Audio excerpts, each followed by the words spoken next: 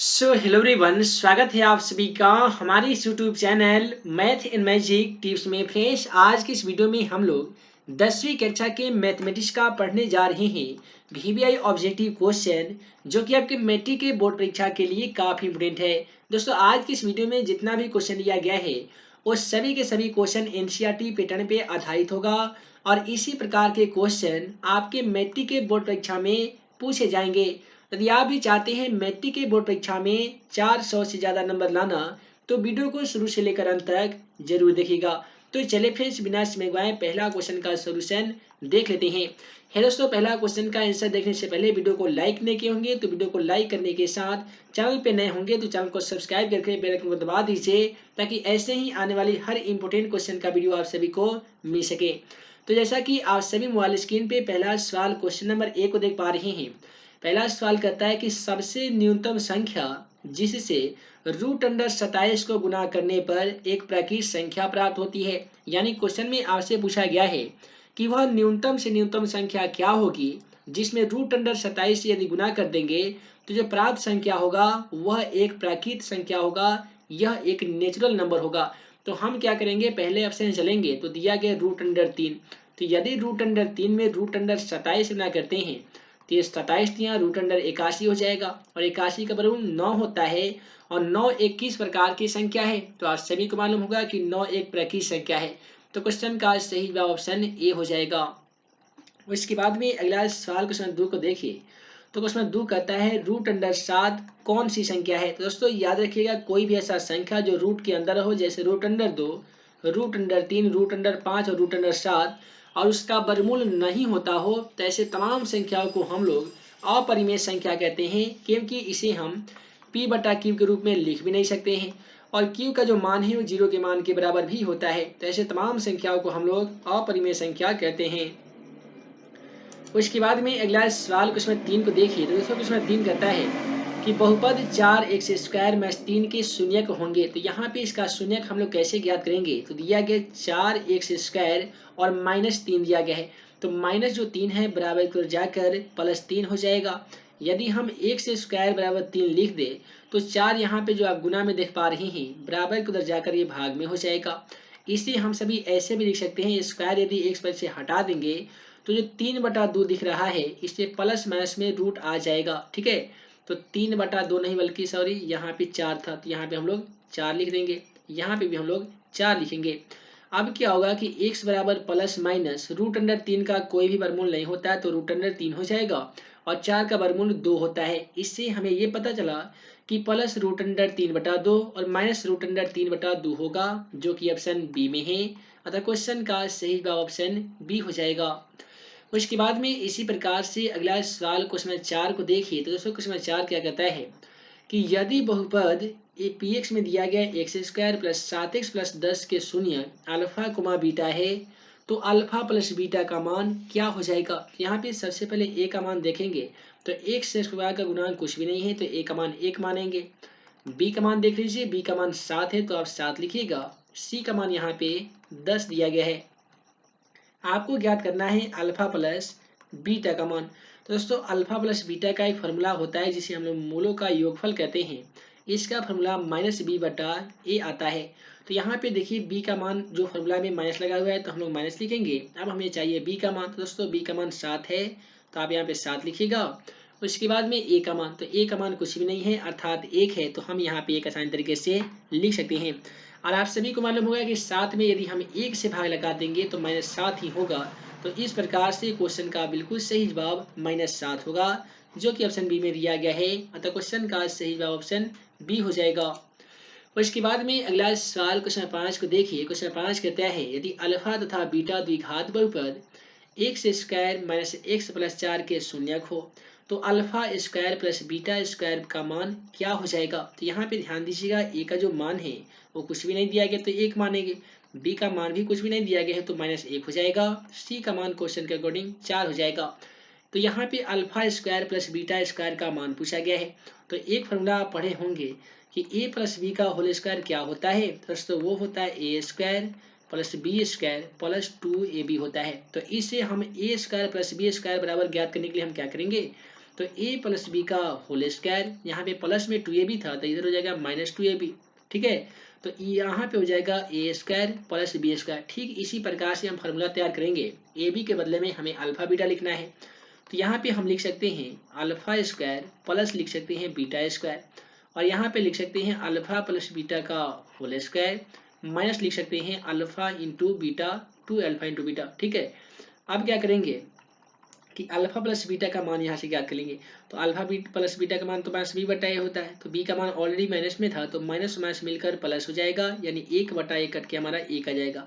तो alpha plus beta के बदले में ए का स्क्वायर लिखेंगे माइनस 2 गुने अल्फा इंटू बीटा। तो दोस्तों अल्फा इंटू बीटा का मान भी हम ज्ञात करेंगे, जिसका फॉर्मूला सी बटा ए होता है।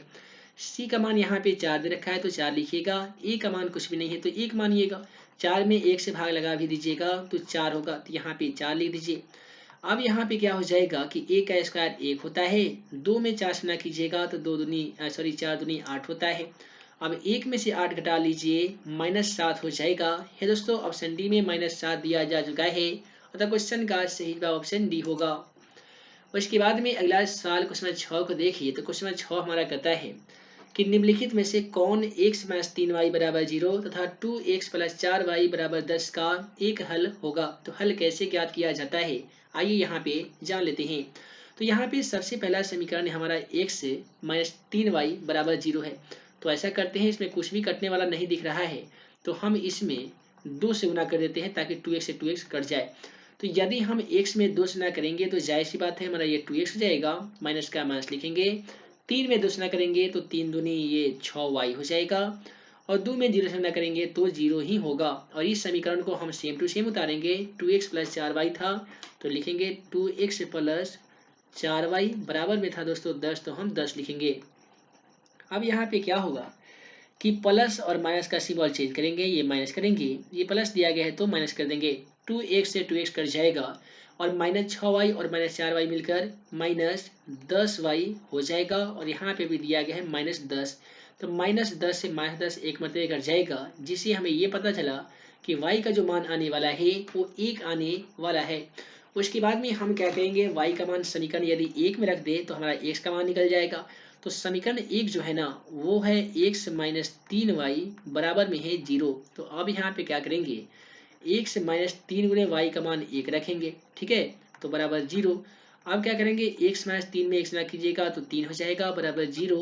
यदि आप x बराबर 0 लिखते हैं तो जो 3 - में दिख रहा है बराबर के लगाकर ये प्लस में 3 हो जाएगा, यानी x का जो मान होगा वो 3 + 0 बराबर कितना हो जाएगा, 3 हो जाएगा। इससे हमें ये पता चला कि y का मान 1 आने वाला है तो वहीं पे x का मान 3 आने वाला है। दोस्तों x का मान 3, y का मान 1 ऑप्शन बी में देने के कारण क्वेश्चन का सही जवाब ऑप्शन बी हो जाएगा। और इसके बाद में अगला सवाल क्वेश्चन 7 को देखिए। क्वेश्चन 7 हमारा कहता है कि एक द्विघात समीकरण cx² - bx + a बराबर 0 का विवेचक शून्य है, तो मूल बराबर क्या होगा। तो दोस्तों यहाँ पे केवल आपसे फॉर्मूला पूछा गया है, और इसका जो मूल बराबर हो जाएगा वो b/2c हो जाएगा, यानी b/2 ये जो फॉर्मूला होता है ना, तब b/2 और a के बदले में तो c है तो 2c हो जाएगा, जो कि ऑप्शन ए में है, अतः क्वेश्चन का सही जवाब ऑप्शन ए होगा।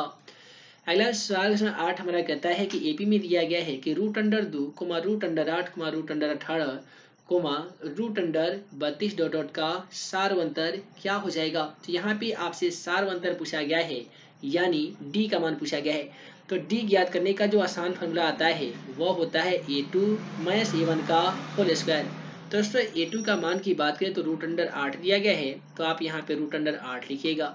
a1 की मान की बात करें तो यहाँ पे √2 दिया गया है, तो आप यहाँ पे √2 लिखिएगा। उसके बाद में आपको क्या करना है, उसके बाद में आप आसानी तरीके से इसका सॉल्यूशन कीजिएगा। देखिए √जो 8 दिया गया है ना, इसे आप ऐसे भी लिख सकते हैं, 2 दूनी 4 दूनी 8 और -√2 को सेम टू सेम लिख दीजिए। आप सभी को मालूम होगा मैथमेटिक्स का नियम है कि रूट में जो भी संख्या कॉमन होती है उसे हम रूट से बाहर निकाल देते हैं, और जो बच जाती है उसे रूट में ही लिख देते हैं। और यहाँ पे √2 है। अब आप ही बताइए कि 2√2 में से 1 √2 घटाइएगा तो कितना बचेगा, तो आप कहेंगे सर √2 बचेगा।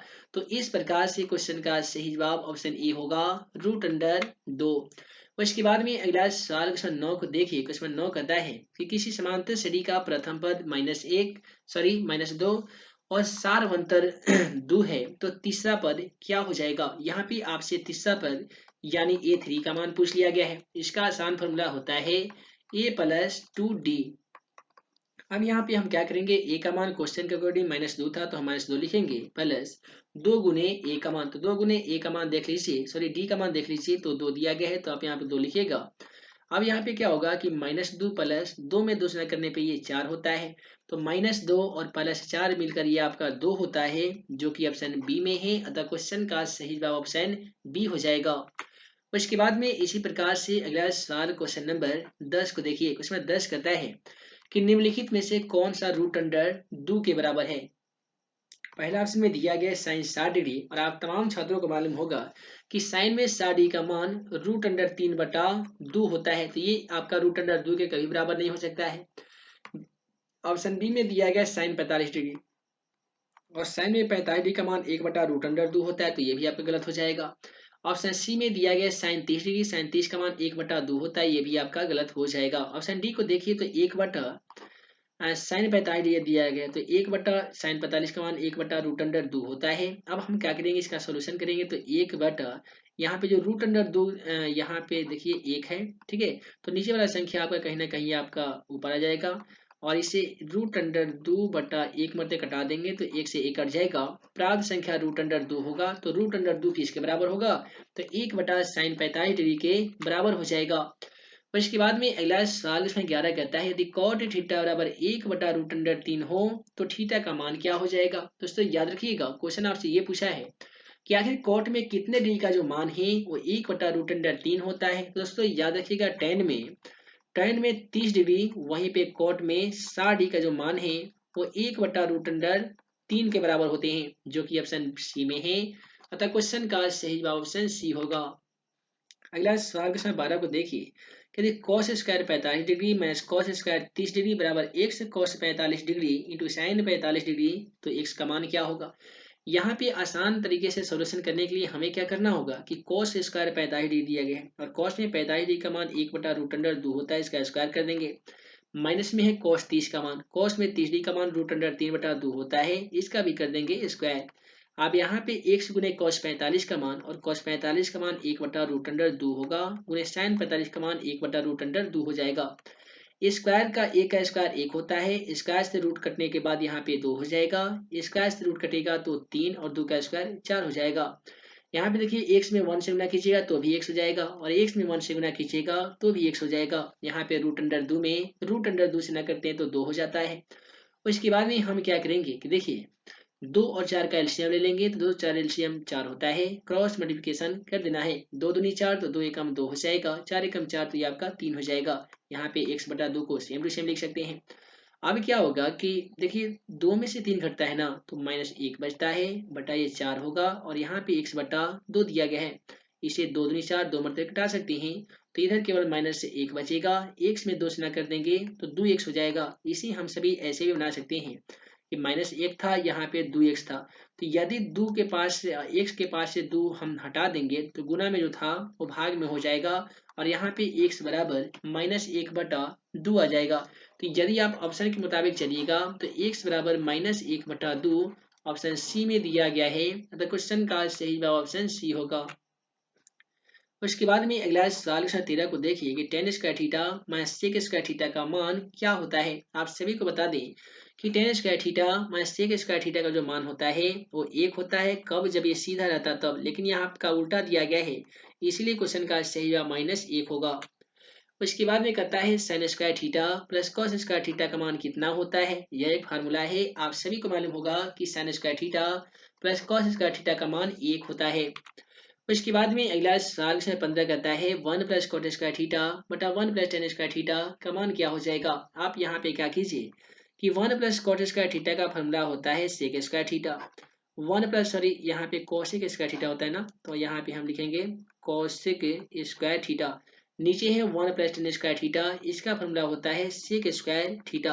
अब यहाँ पे हम क्या करेंगे कि कोसिक स्क्वायर थीटा का फॉर्मूला एक होता है 1/साइन स्क्वायर थीटा, उसी प्रकार से सेक स्क्वायर थीटा का भी फॉर्मूला होता है 1/कॉस स्क्वायर थीटा। अब यहाँ पे क्या करेंगे 1/साइन स्क्वायर थीटा गुने तो नीचे वाला कॉस स्क्वायर थीटा ऊपर चला जाएगा और ऊपर वाला एक नीचे आ जाएगा। एक से एक कटने के बाद प्राप्त यहाँ पे जो होगा वो होगा कॉस स्क्वायर थीटा बटा में होगा साइन स्क्वायर थीटा। आप सभी को फॉर्मूला मालूम होगा कि कॉस थीटा बटा साइन थीटा बराबर होते हैं कॉट थीटा। दोनों पे स्क्वायर लगने के कारण इसमें भी लगा देंगे स्क्वायर, तो ये हमारा हो जाएगा कॉट स्क्वायर थीटा। यदि आप ऑप्शन के मुताबिक चलिएगा तो ऑप्शन सी में कॉट स्क्वायर थीटा दिया जा चुका है, अतः क्वेश्चन का सही जवाब ऑप्शन सी हो जाएगा। उसके बाद में अगला सवाल क्वेश्चन 62 हमारा कहता है कि बहुपद 2x square plus 5x minus 12 का घात क्या होगा। तो सबसे पहले आपको देखना होगा कि दी गई बहुपद में सबसे जो बड़ा गुणांक है वो किसका है। तो यहाँ पे x स्क्वायर का जो गुणांक है वो 2 है और यहाँ पे घातों की अधिकतम संख्या 2 ही होगा, क्योंकि x का जो गुणांक है उस पे घात कितना लगा हुआ है, तो 2 लगा हुआ है। अतः ये द्विघात बहुपद है और द्विघात बहुपद के घातों की संख्या 2 होती है। यदि ये त्रिघात रहता यानी 1 से पावर 3 रहता तो इसे हम त्रिघात बहुपद कहते और त्रिघात बहुपद के घातों की संख्या 3 होती है। तो फिलहाल इस क्वेश्चन का सही जवाब ऑप्शन बी हो जाएगा 2। अगला सवाल क्वेश्चन नंबर 63 को देखिए। क्वेश्चन नंबर 63 कहता है रूट अंडर 7 कौन सी संख्या है। दोस्तों याद रखिएगा कोई भी ऐसा संख्या जो रूट के अंदर दी गई हो उसका वर्गमूल नहीं होता है, तो ऐसे तमाम संख्याएं अपरिमेय संख्या कहलाती है। तो यहाँ पे क्वेश्चन नंबर 63 का जो बिल्कुल सही जवाब हो जाएगा ऑप्शन डी हो जाएगा एक अपरिमेय संख्या। उसके बाद में अगला सवाल क्वेश्चन 64 को देखिए। कहता है कि x into x square plus 2x बराबर क्या होगा। तो यहाँ पे हमें मल्टीप्लिकेशन अर्थात गुना करना होगा। एक्स स्क्वायर में यदि x से गुना कर देंगे तो x का क्यू हो जाएगा, प्लस का प्लस लिखेंगे। 2 में x से गुना करेंगे तो देखिए 2x ऑलरेडी था और x में x से गुना करने पे 2x स्क्वायर हो जाएगा। तो x Q plus 2x square option A में दिया गया है, अतः क्वेश्चन का सही जवाब ऑप्शन ए हो जाएगा। और इसके बाद में अगला सवाल क्वेश्चन 65 को देखिए। दोस्तों क्वेश्चन 65 कहता है कि 28 और 72 का मसा क्या होगा। तो इसके लिए आपको 28 और मसा का गुणनखंड करना होगा और आसानी तरीके से आप मसा ज्ञात कर सकते हैं। 28 का गुणनखंड कैसे करते हैं, तो 2 मरतबा लगाएंगे तो 14 दूनी 28, ये 2 सते 14, यानी 28 का गुणनखंड हम किए हैं तो प्राप्त संख्या 2 गुने 2 गुने 7 आया है। उसी प्रकार से हम करेंगे 72 का, 2 मरतबा लगाते हैं तो 36 दूनी 72 हो जाता है। इसका 28 दूनी 36, उसका 3 छक 18 और 2 तिहाई 6 होता है। इसे हम ऐसे लिख सकते हैं कि 2 दूनी 4 और 4 दूनी 8, तिरका 24, 24 तिहाई 72 लिख सकते हैं। अब जो संख्या दोनों में कॉमन आती है वही आपका एचसीएफ कहलाता है। तो दोनों में कॉमन आने वाली संख्या 2 गुने 2 है। दोस्तों 2 दूनी कितना होता है, तो आप कहेंगे कि 7, 4 होता है। तो क्वेश्चन का सही जवाब ऑप्शन सी हो जाएगा 4। अगला सवाल क्वेश्चन यहाँ पे 66 को देखिए। क्वेश्चन 66 कहता है कि बहुपद x square minus x plus 1 में शून्यकों का योग क्या होगा। कितना मजेदार क्वेश्चन है ना जी। तो देखिए यहाँ पे शून्यकों का योग पूछा गया है, तो योग को हम लोग अल्फा प्लस बीटा कहते हैं। अल्फा प्लस बीटा का जो फॉर्मूला होता है वो माइनस बी बटा ए होता है। बी का मान देखिएगा तो बी का मान ऑलरेडी माइनस में 1 दिया गया है, तो आप माइनस इंटू माइनस 1 लिख सकते हैं। उसके बाद में हमें चाहिए ए का मान। तो दोस्तों ए का मान कुछ भी नहीं है, यानी एक से स्क्वायर गुणा कुछ भी ना होने के कारण ए का मान हम 1 मानेंगे। तो माइनस और माइनस मिलकर ये प्लस 1 हो जाएगा। 1 में 1 से भाग लगा देंगे तो प्राप्त संख्या 1 होगा, जो कि ऑप्शन ए में है। अतः क्वेश्चन का सही जवाब ऑप्शन ए हो जाएगा। समझ में आ रहा है ना जी। तो इसके बाद में अगला सवाल क्वेश्चन 67 को देखिए। कहता है कि रूट अंडर 2 का स्क्वायर माइनस 2 बराबर क्या होगा। तो देखिए स्क्वायर से ये रूट कट जाएगा तो 2 बचेगा और 2 में से 2 घटेगा तो 0 बचेगा, इसलिए क्वेश्चन का सही जवाब ऑप्शन बी हो जाएगा 0। अगला सवाल देख लीजिए, काफी मजेदार क्वेश्चन है। कहता है कि x प्लस वाई बराबर 3 और 3x माइनस 2y बराबर 4 के हल होंगे। तो इसका हल क्या होगा, कैसे आपको मालूम चलेगा। तो इसका सबसे पहले हम लोग सॉल्यूशन करेंगे। तो यहाँ पे दिया गया था पहला समीकरण x प्लस वाई बराबर 3 दिया गया है। दूसरा समीकरण कहता है 3x माइनस 2y बराबर में दिया गया है 4। तो पहले वाले समीकरण को हम 2 से गुना कर देते हैं, इसमें 1 से गुना कर देते हैं। तो 2 में 1 से इस प्रकार से हम गुना करेंगे तो प्राप्त संख्या 2x हो जाएगा, प्लस y में 2 से गुना करेंगे तो 2y हो जाएगा और बराबर 3 दूनी 6 हो जाएगा। नीचे ज्यों का त्यों लिख दीजिए, 3x को 3x minus 2y same to same 4 का 4। इससे क्या होगा कि ये 2y से 2y कट जाएगा तो 3x और 2x मिलकर कितना हो जाएगा, तो 5x हो जाएगा और 6 4 10 जाएगा। 5 दूनी 10 कटा दीजिए तो x का मान आपका 2 आ जाएगा। और इसके बाद में y का मान ज्ञात करने के लिए समीकरण आपका जो 1 था ना वो x प्लस वाई बराबर 3 था। यहीं पे आपको y का मान रखकर x का मान निकल जाएगा, सॉरी x का मान रख के y का मान निकलेगा। तो यहाँ पे x का मान हमारा 2 आया है तो यहाँ पे 2 लिखेंगे। उसके बाद y का मान नहीं मालूम है, 3 को 3 लिखेंगे। यदि y बराबर 3 लिख देते हैं तो 2 यहाँ पे गुना में दिख रहा है, बराबर के उधर जाकर, सॉरी प्लस में दिख रहा है, बराबर के उधर जाकर ये माइनस में हो जाएगा। तो 3 में से 2 घटता है तो कितना होता है, 1 बचता है। यानी कहने का मतलब x का मान 2 आया है तो वहीं पे y का मान 1 आया है। तो x का मान 2, y का मान 1 ऑप्शन ए में आने के कारण क्वेश्चन का सही जवाब ऑप्शन ए होगा। अगला सवाल क्वेश्चन 69 को देखिए। क्वेश्चन 69 कहता है कि यदि बहुपद y square minus Y minus 6 के शून्य अल्फा तथा बीटा है तो अल्फा इंटू बीटा का मान क्या होगा। तो दोस्तों अल्फा इंटू बीटा बराबर फॉर्मूला c बटा ए होता है। c का मान देख लीजिए -6 है तो आप -6 लिखिएगा। ए का मान कुछ भी ना होने के कारण हम 1 मानेंगे। यदि आप -6 में 1 से भाग लगा भी दीजिएगा तो -6 ही होगा, जो कि ऑप्शन बी में है। अतः क्वेश्चन का सही जवाब ऑप्शन बी होगा। अगला सवाल क्वेश्चन 70 को देखिए। क्वेश्चन 70 कहता है कि द्विघात समीकरण x square minus 5x minus 300 बराबर 0 का विविक्तर क्या होगा। विविक्तर को हम लोग डी कहते हैं। डी ज्ञात करने का आसान formula B square minus 4ac होता है। बी का मान देखेंगे तो आपको -5 मिलेगा, तो आप -5 का इस प्रकार से स्क्वायर कीजिएगा। -4 गुने ए का मान, दोस्तों ए का मान कुछ भी ना होने के कारण 1 लिखेंगे। सी का मान -300 है ना, तो -300 लिखिएगा। अब यहाँ पे देखिए -5 के स्क्वायर प्लस में हो जाएगा 25, यानी 5 के स्क्वायर कितना होता है तो 25 जाएगा। अब यहाँ पे देखिए यहाँ पे भी दोस्तों माइनस है और यहाँ पे भी -300 है, तो माइनस और माइनस मिलकर यहाँ पे प्लस हो जाएगा ना जी। अब हम क्या करेंगे कि 300 में 4 से गुणा करेंगे तो 4 तियाँ 1200 हो जाएगा। यदि 1200 में आप 25 को ऐड कर दें तो ये कितना हो जाएगा, तो 1225 जाएगा। तो 1225 ऑप्शन ए में होने के कारण क्वेश्चन का सही जवाब ऑप्शन ए हमारा होगा। अगला सवाल समांतर श्रेणी से दिया गया है और देख लीजिए ना कितना मजेदार क्वेश्चन है। कहता है कि समांतर श्रेणी √18, √50, √98, √162 का सारवंतर क्या होगा। सारवंतर को हम लोग डी द्वारा सूचित करते हैं। और सारवंतर किसे कहते हैं, तो एपी के दूसरे पद और पहले पद का अंतर सारवंतर कहलाता है। तो यहाँ पे इसका फॉर्मूला होता है a2 माइनस a1। a2 का मान की बात करें तो दोस्तों √50 दिया गया है, तो √50 लिखिएगा। a1 की मान की बात करें तो यहाँ पे √18 है, तो √18 लिख दीजिएगा। 50 को हम लोग ऐसे भी लिख सकते हैं कि 2 पचे 10, 10 पचे 50 लिख सकते हैं। 18 को ऐसे लिख सकते हैं 3 तिहाई 9, 9 दूनी 18। इससे क्या होगा कि डबल 5 का 1 5 रूट से बाहर निकलेगा तो 1 में √2 बचेगा। डबल 3 का 1 3 रूट से बाहर बचेगा तो रूट में केवल 2 बचेगा। अब आप ही बताइए कि 5 √2 में से 3 √2 घटाइएगा तो आप नहीं कर सकते हैं कि 2 √2 बचेगा। यानी 5 √2 में से 3 √2 घटाइएगा तो कितना बचेगा, तो 2 √2 बचेगा। ये दोस्तों 2 √2 ऑप्शन यहाँ पे देखेंगे तो बी में देने के कारण क्वेश्चन का सही जवाब हमारा ऑप्शन बी हो जाएगा। अगला सवाल क्वेश्चन नंबर 72 को देख लीजिए। दोस्तों क्वेश्चन 72 आपका क्या कहता है कि यदि वाई स्क्वायर प्लस 1 बटा वाई स्क्वायर बराबर 14 है तो वाई प्लस 1 बटा वाई बराबर क्या होगा। तो सबसे पहले इसे ए प्लस बी के पे फॉर्मूला पे लिख देते हैं। ए स्क्वायर प्लस 1 बटा वाई स्क्वायर यानी बी स्क्वायर प्लस होता है 2ab यानी 2 गुने ए का मान वाई गुने बी का मान 1 बटा वाई। यहाँ पे क्या कीजिएगा, यदि आप y से y घटा देंगे तो फिर से आपका ये आ जाएगा। इसमें कितना का बढ़ोतरी हो रहा है, 2 का, तो बराबर में दिया गया था 14, तो आप भी यहाँ पे 2 बढ़ोतरी कर देंगे, 2 को बढ़ा दीजिएगा। अब यहाँ पे लिखने का मकसद ये हुआ कि a प्लस बी के फॉर्मूला में बन गया है, तो इसे आप ऐसे भी तो लिख सकते हैं ना, y प्लस 1 बटा वाई का स्क्वायर भी लिख सकते हैं और बराबर में कितना हो जाएगा, 14 और 2 16 हो जाएगा। हमने इसे इसलिए लिखा है क्योंकि a प्लस बी का formula a square plus B square plus 2ab बराबर क्या होता है, तो a प्लस बी का होल स्क्वायर होता है। इससे हमें ये पता चलता है कि जहाँ पे a प्लस बी का होल स्क्वायर बराबर इतना लिखा जा सकता है तो वहीं पे इसके बदले में हम इतना भी लिख सकते हैं। ठीक उसी प्रकार से y प्लस 1 बटा वाई का स्क्वायर बराबर हमने 16 लिख दिया है, 14 2 16 हो गया है। अब यहाँ से क्या करेंगे, y प्लस 1 बटा वाई बराबर 16 को हम लोग 16 लिखेंगे।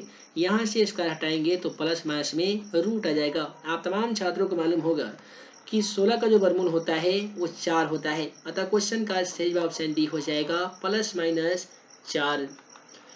इसके बाद में अगला सवाल क्वेश्चन 73 को देखिए। क्वेश्चन 73 कहता है कि यदि समांतर श्रेणी का nवां पद 6n-2 हो तो पहला पद क्या होगा। है ना मजेदार जी। देखिए क्या करेंगे कि 6n है तो n का मान सबसे पहले हम 1 रखेंगे, -2 तो 6 में 1 रखने कीजिएगा तो 6 हो जाएगा, -2 बराबर 4 हो जाएगा। हमसे यही पूछा गया कि पहला पद बताइए, तो पहला पद हमारा आंसर ए का जो मान है वो 4 होगा, जो कि ऑप्शन ए में है, सॉरी बी में है, अतः क्वेश्चन का सही जवाब ऑप्शन बी होगा।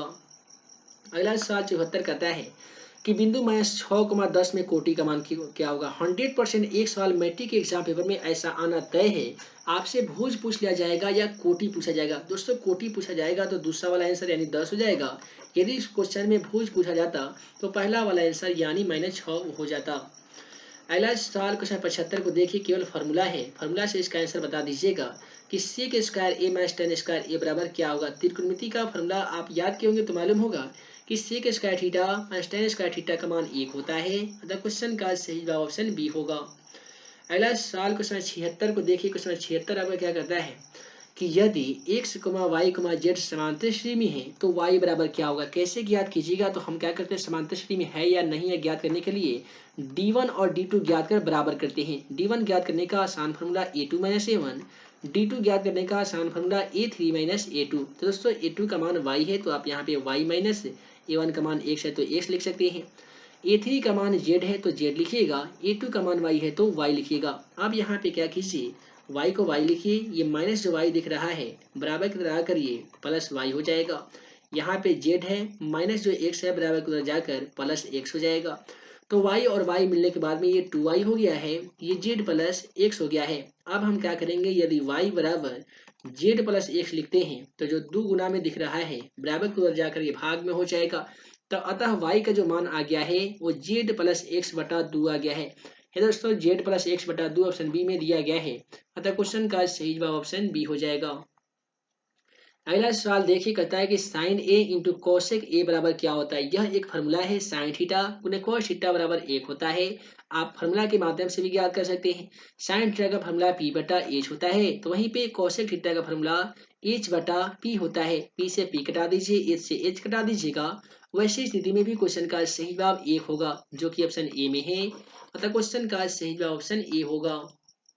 अगला सवाल क्वेश्चन नंबर 78 को देख लीजिए। 78 कहता है कि बिंदु ए में दे रखा है कि 6,0, बी में दिया गया 14,0, सी में है 16,8 से बनने वाले त्रिभुज का क्षेत्रफल ज्ञात कीजिए।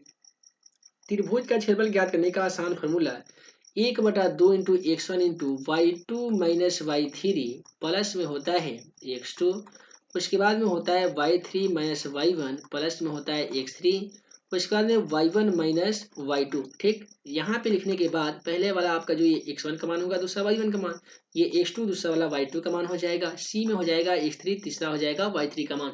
तो यहाँ पे क्या कीजिएगा, 1/2 ऐसे करके ऐसे तमाम क्वेश्चनों का सोल्यूशन आप कर लीजिएगा। यहाँ पे x1 y1 का मान हम तो बता ही दिए हैं, ऐसे ही इस मान को रख के बना लीजिए और कितना सही जवाब होगा। उम्मीद है चार ऑप्शनों को सॉल्व कीजिएगा तो आपका सही जो जवाब है वो 72 वर्ग इकाई आ जाएगा। जल्दी से जाइए डिस्क्रिप्शन बॉक्स में बताइए कि आप इसका सही जवाब बना पाए हैं या नहीं बना पाए हैं। अगला सवाल चले जाइए, क्वेश्चन नंबर 79 को देखिए कि cot इंटू 90 डिग्री माइनस ए बराबर क्या होता है। दोस्तों याद रखिएगा cot इंटू 90 माइनस थीटा बराबर tan थीटा होता है, इसलिए क्वेश्चन का सही जवाब ऑप्शन बी होगा। उसके बाद में अगला सवाल क्वेश्चन नंबर यहाँ पे हम लोग 80 को देख पा रहे हैं। दोस्तों क्वेश्चन 80 क्या कहता है कि यदि त्रिभुज के शीर्षों के निर्देशांक x1, y1, x2, y2 तथा x3, y3 है तो केंद्र का निर्देशांक क्या हो जाएगा। है ना मजेदार क्वेश्चन। यहाँ पे आपको त्रिभुज का केंद्र का निर्देशांक केवल बता देना है, अर्थात केवल फॉर्मूला बता देना है। तो केंद्र का निर्देशांक ज्ञात करने के लिए फॉर्मूला जो x बराबर आता है ना, वो होता है x1 plus x2 plus x3 बटा 3। तो वहीं पे y बराबर होते हैं y1 plus y2 plus y3 बटा 3। तो x1 plus x2 plus x3 बटा 3 ऑप्शन बी में दिया गया है। y1 plus y2 plus y3 बटा 3 ये सभी शर्तों को पूरा कर रहा है, अतः क्वेश्चन का सही जवाब ऑप्शन बी होगा। उसके बाद में आइए अगला सवाल क्वेश्चन 81 को देख लेते हैं। दोस्तों क्वेश्चन 81 कहता है कि sine 20 degree minus cos 70 degree बराबर क्या होगा। तो दोस्तों क्या कीजिएगा कि साइन 20 डिग्री को तोड़ दीजिए, यानी साइन इंटू 90 डिग्री में से 20 डिग्री घटाइएगा तो 70 डिग्री बचेगा। और यहाँ पे माइनस में है cos 70 डिग्री, इसे सेम टू सेम cos 70 को cos 70 ही रहने दीजिए। अब क्या होगा कि sine into 90 minus theta cos theta होगा, थीटा का मान यहाँ पे 70 डिग्री है, माइनस यहाँ पे हो जाएगा cos 70 डिग्री। दोस्तों cos 70 में से cos 70 घटेगा तो भी 0 बचेगा, आप इसे कटा दीजिएगा तो भी 0 बचेगा। अतः हम कह सकते हैं क्वेश्चन का सही जवाब ऑप्शन बी होगा 0। अगला सवाल क्वेश्चन 82 को देखिए। दोस्तों क्वेश्चन 82 क्या कहता है कि 1 माइनस कोसेक 4a बराबर क्या होगा। यदि आप ध्यान से देखेंगे ना तो ये ए स्क्वायर माइनस बी स्क्वायर के जैसा दिया गया है। यदि ना भी दिया गया तो हम उसी के तौर पे इसे बना सकते हैं। इसे कर सकते हैं ए का स्क्वायर माइनस कोसेक 4 को कर सकते हैं कोसेक स्क्वायर ए का होल स्क्वायर। तो यहाँ पे ये हो गया ए स्क्वायर माइनस बी स्क्वायर। दोस्तों ए स्क्वायर माइनस बी स्क्वायर बराबर क्या होता है, तो आप कहेंगे सर ए प्लस बी इंटू ए माइनस बी होता है। तो यहाँ पे हम ए का मान एक माने हैं तो एक प्लस बी का मान कितना है, तो cos ए है। उसके बाद में यहाँ पे cos ए नहीं बल्कि cos स्क्वायर ए है। उसके बाद में a माइनस बी यानी 1 माइनस बी का जो मान हो जाएगा वो cos स्क्वायर ए हो जाएगा। अब यहाँ पे क्या होगा कि 1 प्लस cos स्क्वायर ए, और यहाँ पे देखिए एक फॉर्मूला आता है कि 1 माइनस cos स्क्वायर ए बराबर क्या होता है, दोस्तों ये होता है sin स्क्वायर ए। तो इस प्रकार का ऑप्शन डी में दे रखा है sin स्क्वायर ए इंटू 1 प्लस cos स्क्वायर ए। पहले लिखे या बाद में लिखे उससे कोई दिक्कत नहीं होने वाला। अगर क्वेश्चन का सही जवाब ऑप्शन डी हो जाएगा। अगला सवाल 83 को देखिए। 83 कहता है कि यदि रूट अंडर दो cos थीटा बराबर 1 हो तो थीटा का मान क्या होगा। दोस्तों क्या कीजिएगा, cos थीटा बराबर 1 है, रूट अंडर दो यहाँ पे गुना में था, ये भाग में हो जाएगा। अब आप ही बताइए कि cos में 1 बटा रूट अंडर दो किसका मान होता है। तो डियर क्वेश्चन का जो सही जवाब होगा ना वो ऑप्शन बी होगा। 45 डिग्री का जो मान है cos में 1 बटा रूट अंडर दो के बराबर होता है ना जी। अगला सवाल क्वेश्चन 84 को देखिए। यदि tan a बराबर p बटा q हो तो cos theta plus sin theta बटा cos theta minus sin theta बराबर क्या हो जाएगा। तो यहाँ पे क्वेश्चन 84 का जो सही जवाब है ना वो कितना आएगा, वो b आएगा। ये वाला आपका क्वेश्चन का सही जवाब होगा। कैसे बनाइएगा, तो देखिए tan का फॉर्मूला p बटा b होता है। क्या होता है दोस्तों, p बटा b होता है। हमें h ज्ञात करना होगा। h ज्ञात करने का आसान फॉर्मूला p का स्क्वायर प्लस b का स्क्वायर होता है। p का मान दोस्तों ऑलरेडी p है, इसके बाद में b का जो मान है वो q है।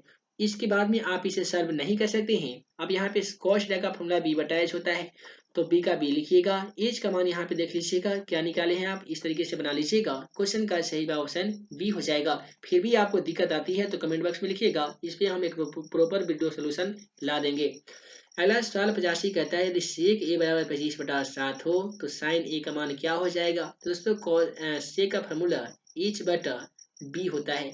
यहाँ पे p नहीं दिया गया है तो हम सबसे पहले p ज्ञात करेंगे। p ज्ञात करने का आसान formula root under H square minus B square होता है। दोस्तों h का मान क्वेश्चन के अकॉर्डिंग 25 है, तो आप 25 का स्क्वायर कीजिएगा तो 25 का स्क्वायर 625 हो जाएगा। b का मान 7 है तो 7 का स्क्वायर कीजिएगा तो 49 हो जाएगा। दोस्तों 625 में से 49 घटाने पे 576 होता है, इसी का वर्गमूल 24 आता है। तो अब हमें क्वेश्चन में कहता है कि साइन ए का मान ज्ञात कीजिए। साइन ए का फॉर्मूला p बटा एच होता है, तो p का मान हमने ज्ञात किया 24 तो 24 लिखेंगे। एच का मान ऑलरेडी क्वेश्चन में मौजूद था 25, तो यहाँ पे 25 लिखेंगे। 24 बटा 25 ऑप्शन डी में देने के कारण क्वेश्चन का बिल्कुल सही जवाब ऑप्शन डी होगा। अगला सवाल 86 कहता है डियर कि tan स्क्वायर 45 डिग्री माइनस 1 के बराबर क्या होगा। तो देखिए tan 45 का मान 1 होता है, स्क्वायर करता है तो स्क्वायर दे दीजिए, माइनस 1 को माइनस 1 लिखिए। इससे क्या होगा कि a का स्क्वायर 1 होता है, इसमें से 1 हटा भी दीजिएगा तो भी 0 आंसर आएगा। क्वेश्चन का सही जवाब ऑप्शन बी होगा। अगला सवाल 87 नंबर कहता है 1 प्लस टेन स्क्वायर ए बटा सेक स्क्वायर ए बराबर क्या होगा। जरा ध्यान दीजिएगा, 1 प्लस टेन स्क्वायर ए बराबर क्या होता है, तो आप कहेंगे सर सेक स्क्वायर ए होता है, और सेक स्क्वायर ए ऑलरेडी नीचे दिया गया था। इसे आप कटा दीजिएगा तो कितना आंसर आने वाला है, एक आने वाला है ना। तो क्वेश्चन का सही जवाब ऑप्शन सी हो जाएगा। अगला सवाल क्वेश्चन 88 को देखिए। क्वेश्चन 88 को देखेंगे तो आप पाएंगे कि त्रिभुज एबीसी में बिंदु डी और ई क्रमशः भुजा एबी और बीसी पर इस प्रकार है कि डी समानांतर बीसी है, एडी बटा डीबी बराबर 4 बटा 5 दे रखा है, ईसी का मान भी 18 सेमी दे रखा है, तो ए का मान ज्ञात कीजिए। ये क्वेश्चन आपका थेस प्रमेय का विलोम से दिया गया है। तो इसका आसान सा सोल्यूशन कैसे कीजिएगा, तो फॉर्मूला जो होता है ना ये AD बटा DB बराबर में होता है AE बटा EC के। तो दोस्तों AD बटा DB का मान तो ऑलरेडी दिया गया है, 4 बटा 5 दिया गया है। आइए हम यहाँ पे इसका सोल्यूशन कर देते हैं। 4 बटा 5 दिया गया है, AE का जो मान है क्वेश्चन के अकॉर्डिंग 18 है, उसके बाद में 18 ही है ना, ये 4 है ये 18 है। ए का जो मान है वो नहीं दिया गया तो आप ए लिखिएगा। इसके बाद में क्या होगा कि क्रॉस मल्टीप्लिकेशन कर दीजिए। इस ए में यहाँ पे किसका मान ज्ञात करना है, ए और ए सी का मान दिया गया था, ठीक है। तो ए का मान हमें ज्ञात करना है, तो ए बटा ई सी, तो ए की जगह पे हम 18 यहाँ लिखकर यहाँ पे ए लिखेंगे। इसी का जो मान है वो यहाँ पे 18 दिया गया है, तो आसान तरीके से इसका सोल्यूशन कर लीजिएगा। क्वेश्चन में 88 का जो सही जवाब आने वाला है वो ऑप्शन बी होगा 8। यदि आपको समझ में नहीं आए तो ऐसा करना होगा, यहाँ पे लिखेंगे हम 18, इसे कटा देंगे तो कितना हो जाएगा, 3 छः 18, ये 4 दूनी 8 हो जाएगा। क्वेश्चन का सही जवाब ऑप्शन बी हो जाएगा। अगला सवाल क्वेश्चन 89 कहता है कि एक न्यासंगत पासा फेंका जाता है तो रूट संख्या आने की प्रक्रिया ज्ञात कीजिए। सबसे पहले समझिए कि रूट संख्या किसे कहते हैं। तो जो आपका प्राइम नंबर होता है जिसे हम लोग आभास संख्या कहते हैं, वैसी संख्या जो स्वयं तथा एक से विभाजित होती है उसे हम रूट संख्या यानी प्राइम नंबर अर्थात आभास संख्या कहते हैं। तो एक पासा को फेंकेंगे तो 1 आएगा, 2 आएगा, 3 आएगा, 4 5 के साथ 6 आता है। तो इसमें रूट संख्या काउंट कीजिए, आपका 2 आ सकता है, 3 आ सकता है, 5 आ सकता है। तो दोस्तों आभास संख्या यानी रूट संख्या आने के अनुकूल परिणामों की संख्या 3 है। कुल कितना आ सकता है, तो 6 आ सकता है। तो 3 एकम 3, 3 दूनी 6। क्वेश्चन का सही जवाब कितना आया, तो 1/2 आया। तो क्वेश्चन का सही जवाब क्या होगा डियर, तो ऑप्शन बी हो जाएगा। अगला सवाल 90 नंबर क्वेश्चन को देखिए, कहता है यदि दो वृत्तों के क्षेत्रफलों का अनुपात 4:25 है तो उनके त्रिज्याओं का अनुपात क्या होगा। हमने कहा था ना कि हमेशा ऐसा सवाल मैट्रिक के एग्जाम पेपर में एक रहेंगे तो ही रहेंगे, और जब भी आपको क्षेत्रफल का अनुपात दिया जाएगा तो जाहिर सी बात है त्रिज्या का अनुपात पूछा जाएगा। तो सिंपल सा इसी में आपको रूट लगा देना है। √4 का वर्गमूल 2 हो जाएगा, √25 का वर्गमूल 5 जाएगा। इसलिए क्वेश्चन का सही जवाब 2:5 होगा, जो कि ऑप्शन डी में है। अतः क्वेश्चन का सही जवाब ऑप्शन डी होगा। अगला सवाल क्वेश्चन नंबर यहाँ पे 91 को देख लीजिए। है दोस्तों, क्वेश्चन 91 कहता है कि अच्छी प्रकार से फेंटी गई एक ताश की 52 पत्तों की गड्डी में से एक पत्ता यदि रिक्शा निकाली जाती है तो इसमें लाल रंग का तस्वीर वाला पत्ता होने की प्रक्रिया ज्ञात कीजिए। सबसे पहले एक चीज समझिए कि ताश की गड्डी में जो कुल परिणामों की संख्या होती है, कुल पत्ता जो होता है ना, वो 52 पत्ता होता है। ये 2 रंग का होता है, काले रंग और लाल रंग। काले रंग में 2 भाग होते हैं, लाल रंग में भी 2 भाग होते हैं। तो जब दोनों पत्ती को बांट दीजिएगा तो 26 यहाँ पे हो जाएगा, इसमें भी 26 जाएगा। अब तस्वीर वाला पत्ता कौन कौन सा होता है, तो एक जे लिखा होता है जिसे हम लोग गुलाम कहते हैं, एक क्यू लिखा रहता है जिसे हम लोग बीवी कहते हैं, उसके बाद में एक के लिखा रहता है जिसे हम लोग बादशाह कहते हैं। तो यहाँ पे भी 3 पत्ता होते हैं, तो इधर भी आपका जे होता है, क्यू होता है और के होता है। इससे हमें ये पता चल रहा है कि 2 पत्ता इधर तो 2 पत्ता इधर हो जाएगा, फिर 2 इधर 2 इधर, यानी 2 2 4 2 6, 6 पत्ता तस्वीर वाला इधर हो जाता है। तो तस्वीर वाला इधर भी 6 पत्ता हो जाता है। लेकिन हमें लाल रंग तस्वीर वाला, तो लाल रंग तस्वीर वाला अनुकूल परिणामों की संख्या 6 हो जाएगा, और पूरे तस्वीर वाला पत्ता की कुल परिणामों की संख्या कितना हो जाएगा, तो 6 दूनी 12 हो जाएगा, सॉरी 52 हो जाएगा। कुल परिणामों की संख्या कितना है, 52 है। तो 3 दूनी 6 और 26 दूनी 52, कितने मरतबे कट गया, 3/26। तो 3/26 ऑप्शन डी में देने के कारण क्वेश्चन का सही जवाब हमारा ऑप्शन डी होगा 26। अगला सवाल क्वेश्चन 92 को देखिए कि यदि यदि किसी बटन का माध्य और माध्यक क्रमशः इतना और इतना है तो बहुलक क्या होगा। तो दोस्तों बहुलक ज्ञात करने का आसान फॉर्मूला क्या होता है कि 3 गुने माध्यक माइनस 2 गुने माध्य, इस प्रकार से एक फॉर्मूला आता है। इसी फॉर्मूला के माध्यम से हम लोग ऐसे क्वेश्चनों का सॉल्यूशन करते हैं। तो 3 गुने माध्यक, तो सबसे पहले माध्य दिया गया है, लेकिन हम माध्यक लिखेंगे कितना है 4.8, यहाँ पे 4.8 लिखेंगे। उसके बाद में 2 गुने माध्य का मान, तो माध्य का मान 4.6 है तो 4.6 लिखेंगे। तो इसके बाद में क्या होगा कि इसमें मल्टीप्लिकेशन करेंगे तो ये 14.4 आएगा, यहाँ पे लिख सकते हैं। 4.6 में 2 गुना कीजिएगा तो 9.2 आएगा। इसके बाद में सिंपल सा इसमें से आपको इतना माइनस कर देना है, माइनस कीजिएगा तो कितना आ जाएगा 5.2 आ जाएगा, जो कि ऑप्शन सी में है ना। क्वेश्चन का सही जवाब ऑप्शन सी हो जाएगा। अगला सवाल 93 में करता है प्रेक्षण 8, 12, 7, 14, इतना का माध्य ज्ञात कीजिए। माध्य ज्ञात करने के लिए सबसे पहले हम लोग इसे बढ़ते क्रम में सजाएंगे। तो सबसे छोटी संख्या को लिखेंगे 6 है, उसके बाद में 7 है, 8 है। उसके बाद में देखेंगे तो 8 के बाद में यहाँ पे 12 है, और कितना है दोस्तों 13 है, और 15 है, 14 है। इसके बाद में हम इसे जुआ लगाकर बाहर निकाल देते हैं, और बीच में जो संख्या बचती है, इधर से एक जुड़ा इधर से एक संख्या, बीच में जो संख्या बच जाती है वही आपका माध्य कहलाती है। बीच में बचने वाली संख्या 12 है, अतः क्वेश्चन का सही जवाब ऑप्शन बी डी होगा 12। अगला सवाल देखिए कि माध्य का 3 गुना और माध्य का 2 गुना का अंतर बराबर क्या कहलाता है। अभी हम लोग ने ज्ञात किए हैं कि 3 गुने माध्य और 2 गुने माध्य का जो 2 गुना है इसका अंतर क्या कहलाता है, तो इसके माध्यम से बहुलक ज्ञात किया जाता है। तो क्वेश्चन का सही जवाब मोड अर्थात बहुलक होगा। अगला सवाल देखिए 95 कहता है एक घड़ी के मिनट वाली सुई द्वारा 1 मिनट में बनाया गया कोण कितना होता है। तो इस प्रकार से जो घड़ी होता है ना, तो मान लेते हैं मिनट वाला जो सुई है एक बार 1 मिनट में चलेगा तो कितना डिग्री का कोण बनाएगा। तो दोस्तों 60 मिनट में घड़ी द्वारा बनाया गया कोण जो होता है वो 360 डिग्री का होता है। तो यदि आपको 1 मिनट का ज्ञात करना हो तो क्या कीजिएगा, 360 में 60 से भाग लगा दीजिएगा। एक जीरो से एक जीरो, 6 36 6 मिनट कट जाएगा। इससे हमें ये पता चल रहा है कि घड़ी के द्वारा बनाया गया 1 मिनट में जो कोण होता है वो 6 डिग्री का होता है। अगला सवाल देखिए कि आधार की त्रिज्या r, ऊंचाई h वाले लंबवृत्तीय बेलन का आयतन क्या होता है। तो दोस्तों बेलन का जो आयतन होता है वो पाई आर स्क्वायर एच घन सेमी होता है, जो कि ऑप्शन डी में है। अतः क्वेश्चन का बिल्कुल सही जवाब ऑप्शन डी हो जाएगा। अगला सवाल क्वेश्चन 97 को देखिए कि समबाहु त्रिभुज एबीसी में यदि एडी लंब बीसी है तो एडी स्क्वायर बराबर क्या होगा।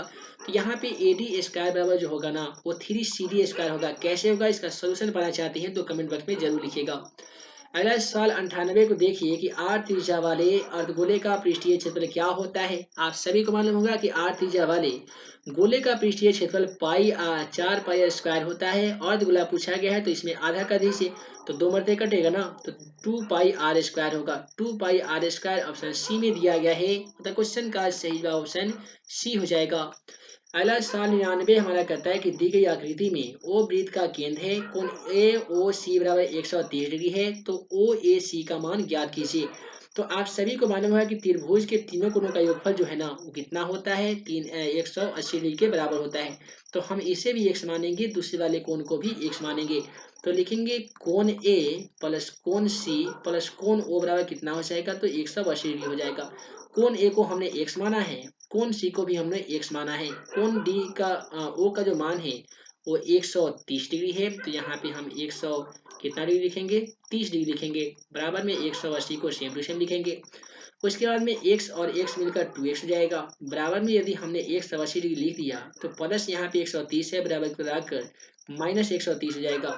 फिर 2x बराबर 180 में से 30 घटेगा तो 50 हो जाएगा। ठीक है, यहाँ पे 50 है ना होगा। यदि x बराबर लिखिएगा 50 तो 2 जो गुना में दिख रहा है कट कर ये आ जाएगा भाग में, और ये कटने के बाद कितना आएगा तो आपको मालूम होगा 25 आ जाएगा।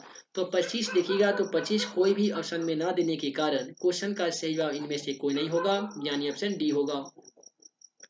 अगला सवाल देख लीजिए कितना मजेदार 9th क्लास का क्वेश्चन, क्लास 8 9 में आप पढ़े होंगे कि मिलान चिन्ह जिसे टैली मार्क भी कहा जाता है, तो 14 का मिलान चिन्ह क्या होता है। तो देखिए 4 के बाद में एक क्रॉस होता है, जैसे 1 2 3 4 और ये होता है 5, तो 5 हो गया।